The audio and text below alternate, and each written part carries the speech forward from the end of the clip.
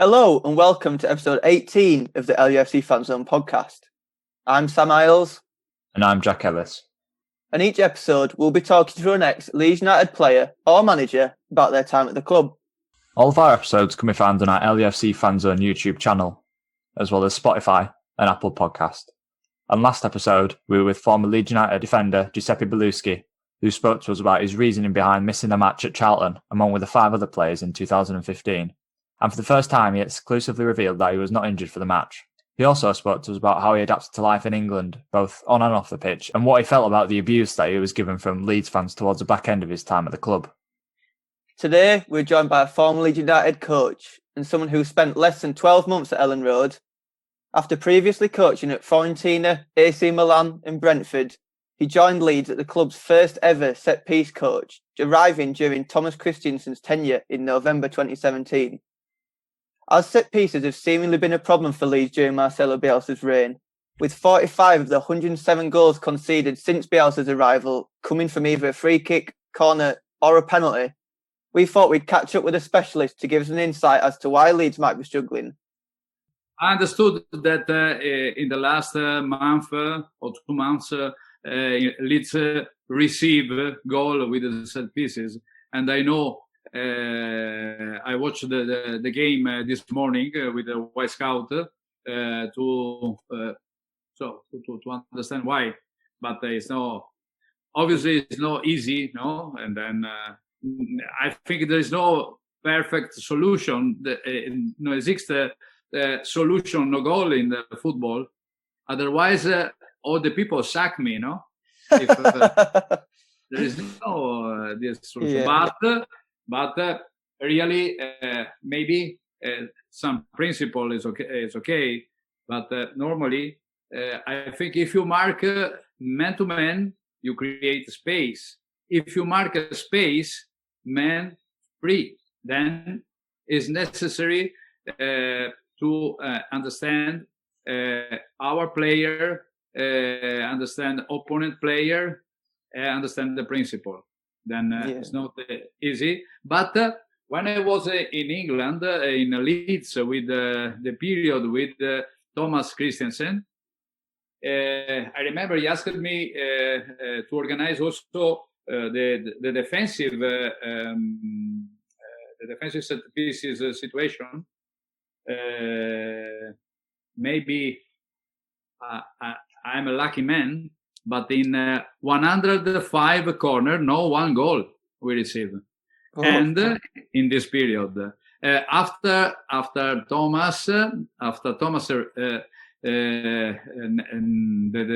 coach after was Heckingbottom, no, and his assistant, I remember, want to organize the set pieces and organize man-to-man, all man-to-man. We start to receive again goal.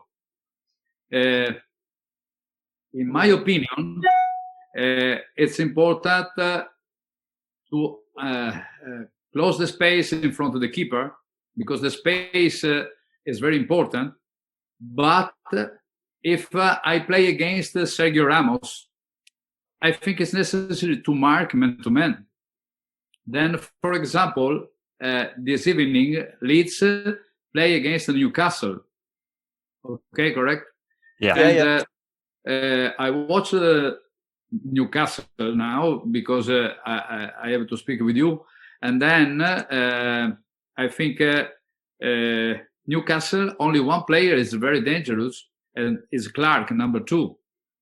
Is the only player that in the last 3 years scored goal in the set pieces situation.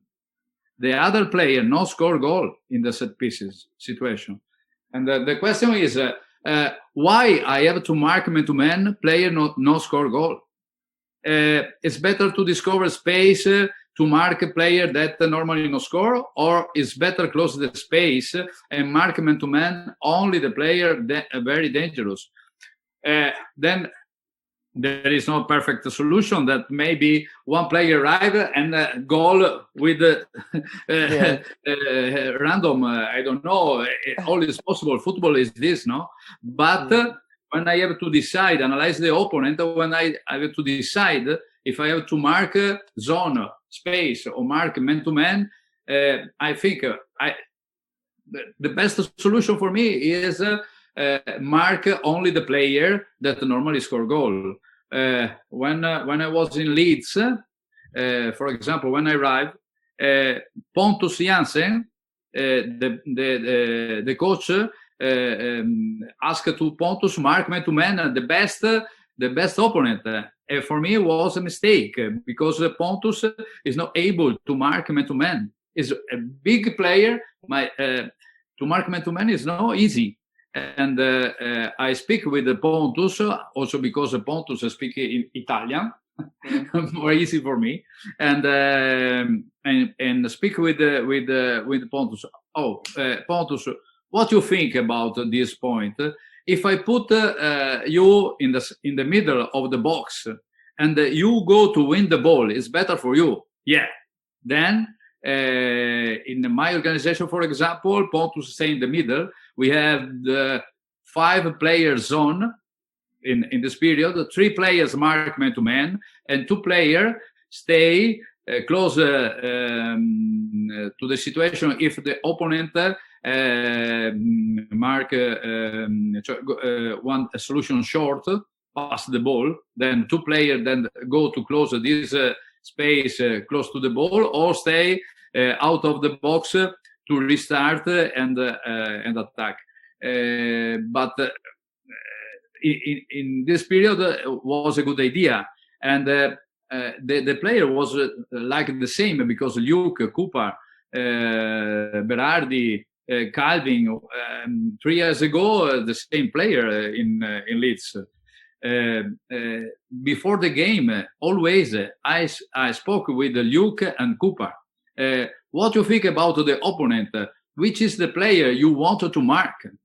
The player decide because they know better than me. The player, not only because one player is height, I have to mark with one height player. Because mark man-to-man, if I decide that you have to mark me, for example, it's not necessary you win the ball, but it's necessary I don't win the ball. The player that mark man-to-man go to the man, and this player no win the ball, and I have a close. Other player win the ball is the player zone. But I expect that Bielsa, for me, is one of the best coach in the world. Because when Bielsa, the mind of Bielsa attack in one style different than other coaches, and the team, the Bielsa team is fantastic. I think Bielsa changed the world if when receive corner, organize to attack. This is the change of mind. No think about, I have to mark 1, 2, 3, 4, mark. No, you have to mark me because if I win the ball, I attack. I expect this different revolution from Bielsa. Really. No mark man-to-man or mark.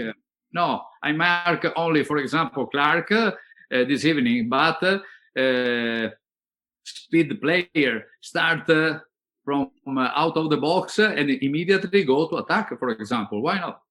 Yeah. And I am sure that if one team come to play against Leeds, but if Leeds is dangerous in counter-attack, I have a scare. I have a scare to attack with 6 or 7 players and give you space to the counter-attack. I remember that with Alioski or I don't remember Sam maybe we had 2 or 3 faster players when I was in Leeds, and always we organize 2, 3 players that immediately after the corner start in a offensive situation. Also in the wide free kick, the wall don't stay like a cactus. But close and then look what's up in the box. No, immediately after the after the delivery start and go to attack, and the keeper know that we had 2 or 3 players that attack in one side of the pitch. It's true that the set pieces coach is not normally in the club, no, you know, and for me, I don't know why. Because the first question I think is if 35% goal is from set pieces, okay, because this is a statistics. For example, in the World Cup, 45% the last World Cup, and England scored 100% goal with the set pieces. In the World Cup, England scored only with the set pieces. And if 35% goal from set pieces, how many training during the week?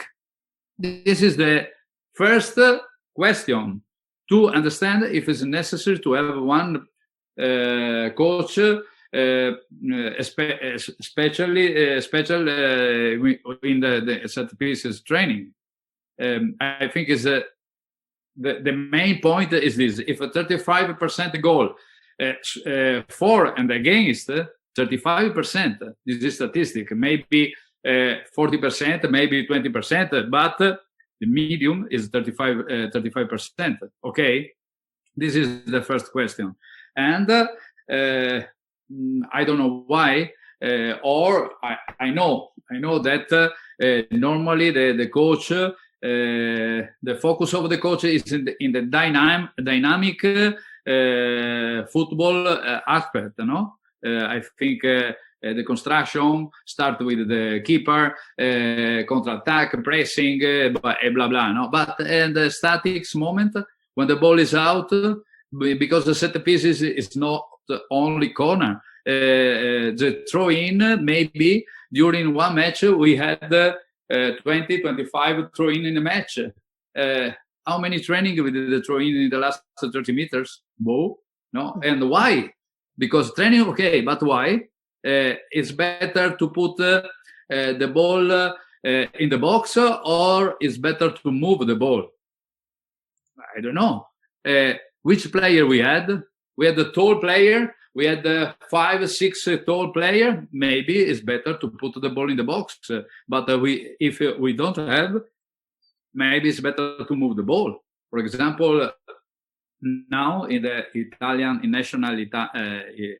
the national of Italy, we had a lot of players very good with the technical with the ball, no, and then. We start to think about move the ball, because maybe we are very strong when we move the ball, and if we are good to create a problem with the ball, maybe if the opponent want to close the ball, we open the space in the box. If the opponent stay in the box, open the space with the ball. I don't know, but the question is, it's important to have two training set pieces. I think it's very important. A lot of coaches speak to me and I don't have I don't know strong player with the delivery, because one of the first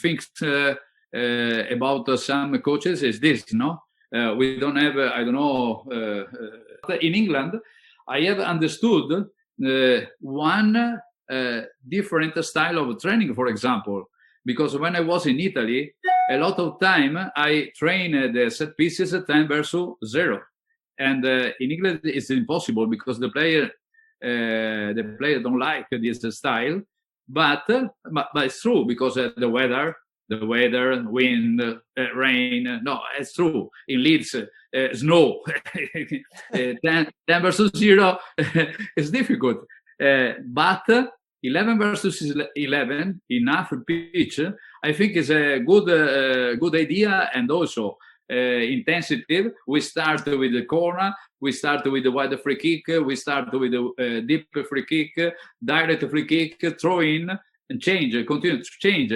How many times? But I think 30 minutes is too much. In 30 minutes, you train 22 players, but you train one team attack, one team defend, and then I can train in 30 minutes all this situation. I think this is the way. I think the way is really, this is my job, video before training. In the video, show to the player the weakness point of the opponent and the strong point of the opponent, and then our solution. This is our solution. Corner, this is what we prepare. Wide free kick, prepare this. Direct free kick, we prepare. And then go to the pitch and in one game, 11 versus 11, start from this situation and repeat. And I think when finished the training, the specialist, for example, in Leeds, Alioski, Rafinha left, Calvin, Klitsch right, stay in the pitch, 10 minutes and delivery. Boom, boom, boom. Only one way. Training. Like you said, set pieces obviously a huge part of modern day football, and the role of a set piece coach isn't very popular in England. But how did you first start your coaching? Because is it true that you were a banker before you started playing football? Yeah, but I work in the bank, but in the same time when I work in the bank, I was first coach in no professional team, and for 27 years I was coach in no professional team. After 5 o'clock, because in no professional team the training is in the night. we go 3-4 days in a week training, and I start with only set pieces in 2007. But before, because I'm very old, because it's 40 years I'm coach, because I'm 67. For me, a set pieces is a passion. It's no pass the copy, no, look the opponent, look around the world, the video. This is, I like this, and I make the same in my club. No, it's not true. It's necessary. I start in front of one paper, and then put the situation. I try to create the situation I think is stronger for my situation, for my player, for my club, because it's different to train in Italy, it's different to train in England, it's different to train in Pachuca, because last year I stayed in Mexico with Pachuca, and also with the national team with the Pachuca, and it's different to train in the national team of Italy, because when is the stop of the champion, we have 10 days. In 10 days we have 35 players, three games in 10 days, and then it's necessary to change the style of the training. All the situation is different. If I come, for example, in Leeds now, is different than 3 years ago. Also, if maybe 4 or 5 players the same, but the other is different, and it's different to train Premier League than in Championship, because the style is different. The opponent coaches is different, because in Championship maybe a lot of coaches is England coaches with one mentality, one style different than in Premier League, I think, because when they play against Klopp, Guardiola, Mourinho, Ancelotti, Bielsa, I don't know, is different than in Championship, where I think is more strong, more very England mentality, I think. I like a Championship, really. But it's different. It's necessary to change the world. I'm not sure how much of Leeds you've seen since the arrival of Bielsa, Gianni, but since he came to Leeds, the club have transformed on the pitch and become a much better side. However, a weakness in the team over the last 3 seasons have been from set pieces. And since Bielsa came to Leeds, the side have conceded in total 107 goals in 113 matches, which isn't a bad record. However, of those 113 goals, 45 of them have either been from a corner, a free kick, or a penalty, which is just under 45% of the total amount of goals. So, if you don't mind, we're just going to throw some suggestions at you about maybe how Leeds could improve from the current situation that they're in.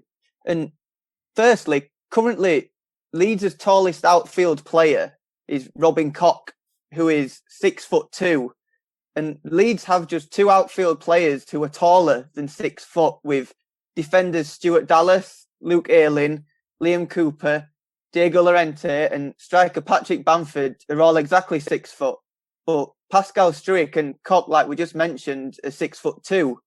And regardless of the tactics that you or other coaches put to the players, how important do you think it is to have naturally tall and powerful players, both when attacking and defending the set pieces? There is a lot of things to understand of the player, not only if it's tall or not tall. Depends the psychology, depends the motivation, depends a lot of situation to decide the player attack, the player defend. Some player recognize the ball when arrived left and not recognize the ball when arrived right. And then how is possible to know this? Only with the training. The player is good to defend and the player like only to win the ball in the defensive situation, for example. When we attack, okay, we had the tall player, but not all the tall players good for the head to win the head, score goal. It's not the style of attacking situation is not the same defending, because when I defend, I have to win the ball and put out of the box, for example. But in attack, I have to win the ball and score goal. And then it's a completely different, the movement and the situation. I think the coach every day work with the player, and then I think it's the perfect people to understand, to decide, and to decide the correct solution, no? Because really there is no one solution. There is a lot of solution, but the principle is the same in all the part of the world. Because we maybe I'm no good to speak English, but I speak football. Understand me? The principle of football is the same.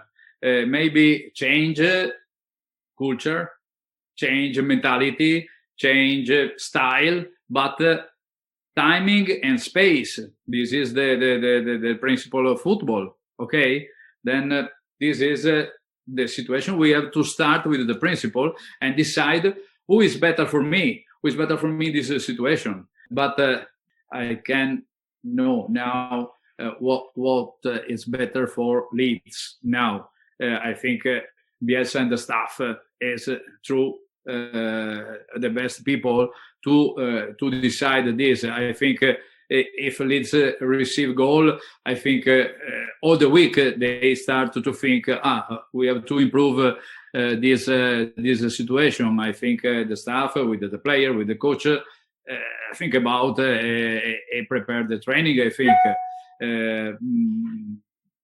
I don't know, but it's normally, no, I think. And then, for example, in the last I think 2 weeks they receive a goal, but before not receive a lot of goal. And onto the set pieces. When Leeds are defending corners, currently the side have a man-to-man approach where every defensive player marks every attacking opponent, but also striker Patrick Bamford defends the near post as a spare man. How would you set up a defensive corner, and how would you differ it from what Leeds are doing at the moment?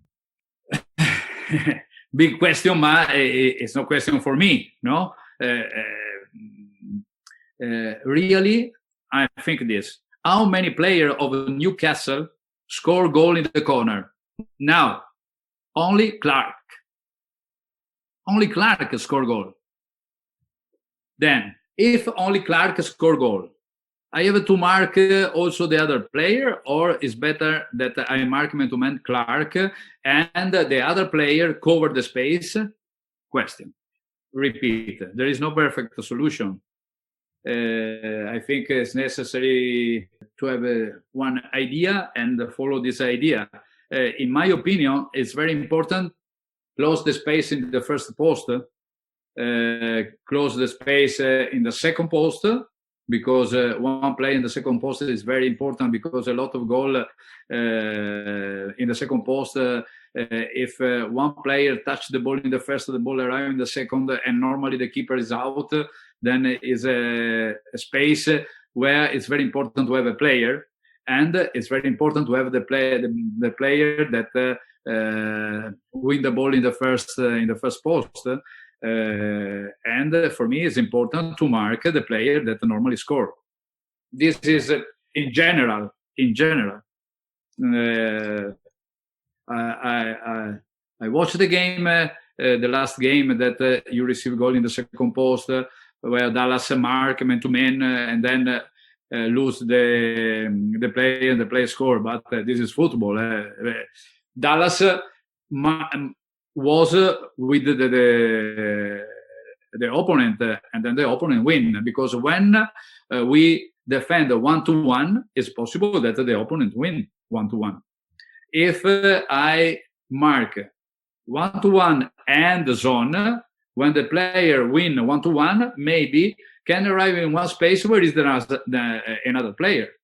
This is because I like more in general, no Leeds or the other, but in general I like more to mark this, to cover main space zone with the player with very good to win the ball, and the other player mark man-to-man to create a problem to the player that normally score.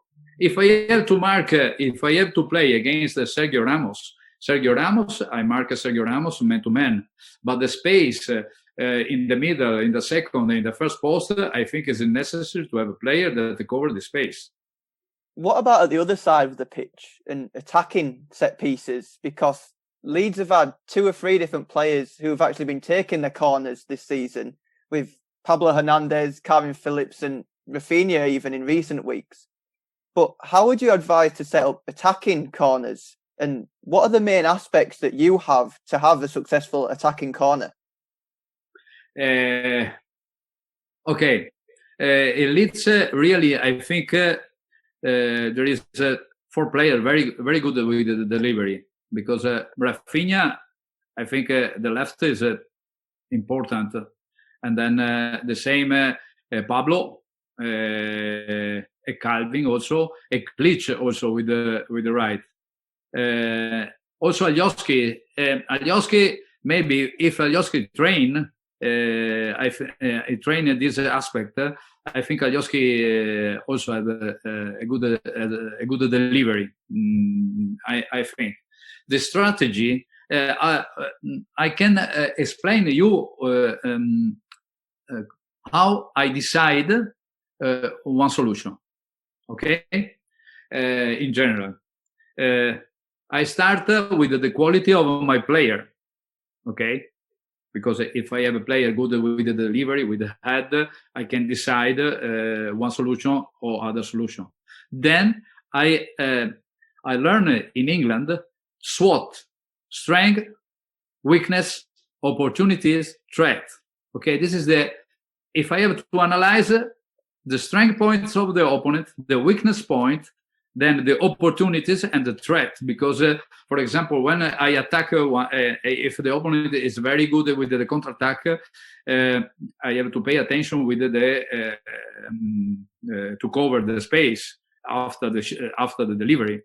Then analyze my player, analyze the opponent, decide the weakness point, and then to decide the solution, another thing I understood in England. OST, objective, strategy, tactic. Always. When I have to decide the one corner, one free kick, which is my object? Object is only one. First post, in front of a post, move the ball. I don't know. This is my... I want to attack the first post. The opponent mark man to man, for example. Okay. I move my player, all my player in the second post. What happened? That all the players go in the second post and I create a space in the first post. That is important, the timing. Who decided the timing in the set pieces? The ball or the player without the ball? This is principle. Is the same principle in the football. Is the player without the ball that decide the timing. Then first start the player without the ball. After one signal, for example, normally all the people raise one arm and then go down, then start. A lot of signal is possible. But first start the player without the ball and after go the ball.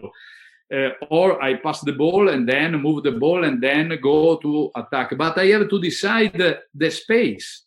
I want to attack the first or I want to attack the second.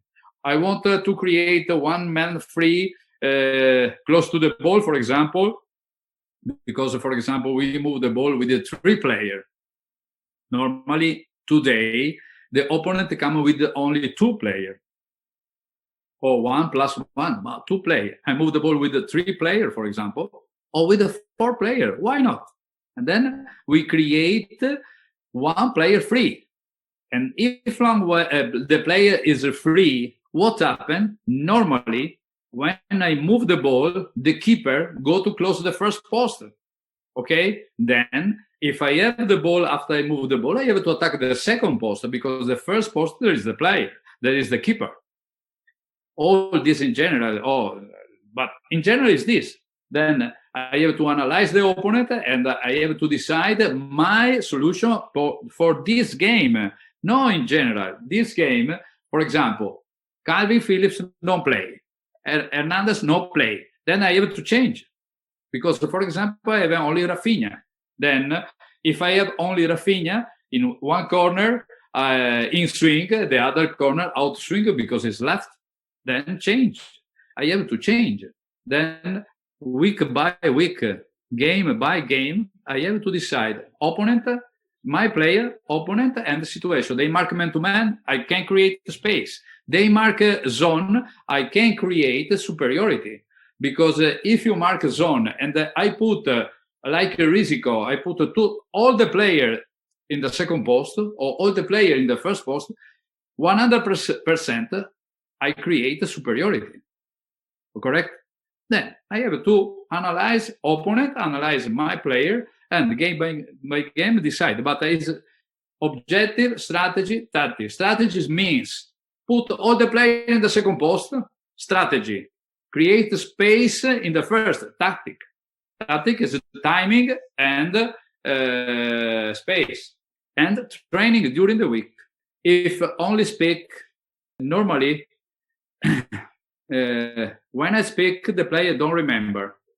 When I show with the video, the player remember. When I start the training, I make the training, the player understand. Okay? It's necessary the pitch, not television, not blah blah. Okay, blah blah television, all is a show. Now in the football we are very good in the show, but it's necessary the pitch, train the pitch, training. And you were saying then about the tactics, and some teams, especially in modern football, use a tactic where the attacking players will run purposely to block the defensive players. However, yesterday, in his press conference, Marcelo Bielsa was questioned on that. And he said that he didn't want his players to do that and block the opponents because they should respect the rules and the ethics of football. What do you think about the blocking tactics, and would you advise your teams to do that? I think it's correct. I think like Bielsa, I don't like a block because in football it's not possible to block. Maybe now with the VAR, when I make this, there is two problems. One problem because it's a foul, and then it's possible that I score goal and the referee, no, it's no goal because of foul. The second, for example, Sam, if me and you, okay, go in the box to attack, and the coach speak with you. Sam, you have to block because Gianni go to score. Okay. The message is, Sam, you are not able to score. Gianni is able. Then I don't like this. I don't like this. Especially the youth team is a very big mistake. Speak with the player. You block, you attack. No. All the player attack and defend, and change the role. Not the same. In the first team is different because in the first team we have the quality is normally we know the quality, and in the first team, Premier League, Serie A, it's impossible to speak with one striker. For example, you fake to attack and go to defend. The striker come to me, coach, you don't understand nothing. Okay. But some situation is possible. For example, two defender, one time you attack, one time you defend. I created, for example, a strategy with a couple of player, and during the match, this player, they decide on the pitch who attack, who defend, and I don't know what my player decide because I train one style that the player decide. If I don't know what my player decide, how is possible the opponent know? It's impossible. Then we have to create a difficult situation for the opponent. So we've spoke to you about attacking free kicks and what your methods are, what you attempt to coach your sides when taking attacking free kicks. But what do you think are the main things that a side like Leeds have to focus on when taking attacking free kicks? The answer is simple. The speed of the ball is 25 meters in 1 second. The speed of the ball when there is a direct free kick is 25 meters in 1 second, okay? The reaction time of the keeper is 0.304 seconds. And the timing of the jump to save is 0.305 seconds. That means that if the keeper see the ball, okay, the speed ball is 1 second, and the timing of the keeper is 0.708, okay? Then if the keeper see the ball, he has the time to save, okay? But if the keeper don't see the ball, when the keeper see the ball is in late.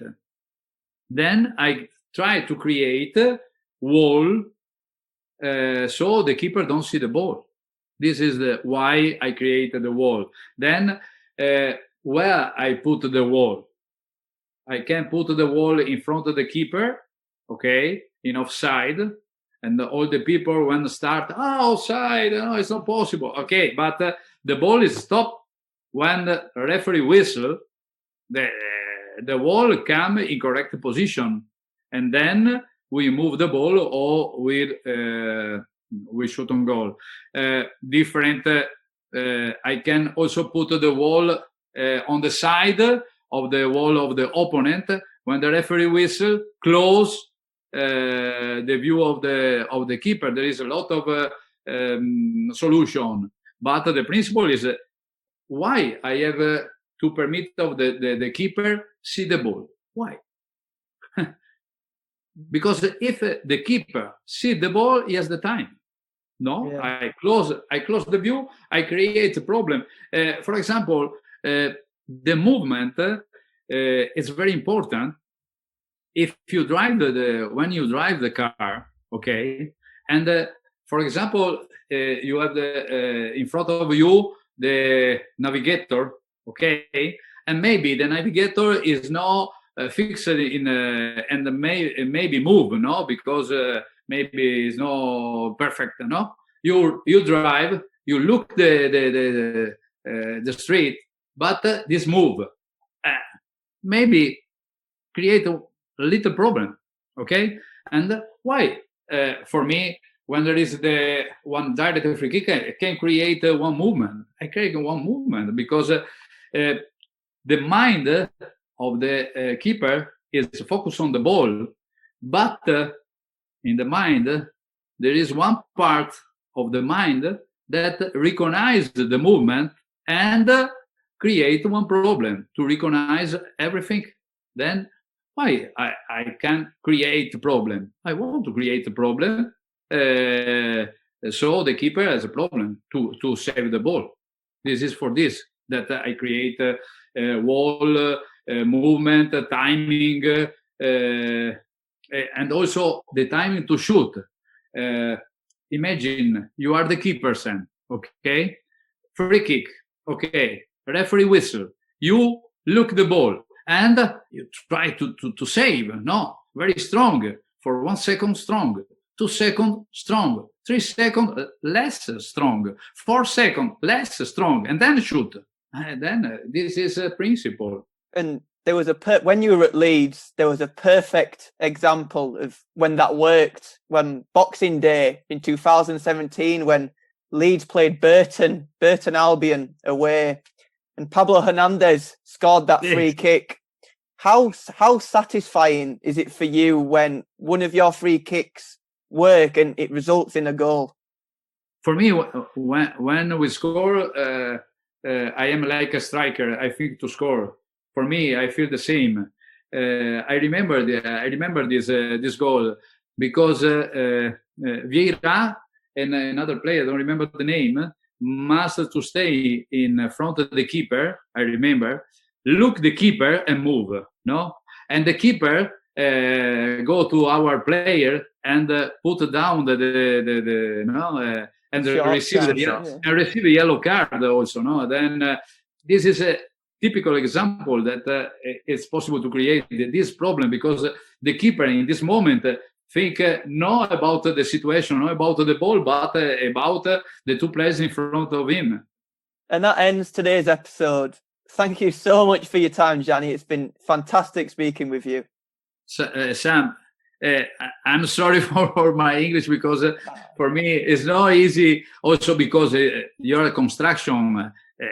If call me, for example, from Dubai, is more easy to understand. But you Englishmen, you are terrible when with us. Oh, it's no problem. You've been great. Thank you. I am very proud. I am very proud to stay in England, in Leeds, really, because when put one foot on the pitch and then marching on together, really is fantastic. Stay in my heart. No. Thank you so much for your time. It's been great speaking with all your knowledge. It's fantastic. Thank you.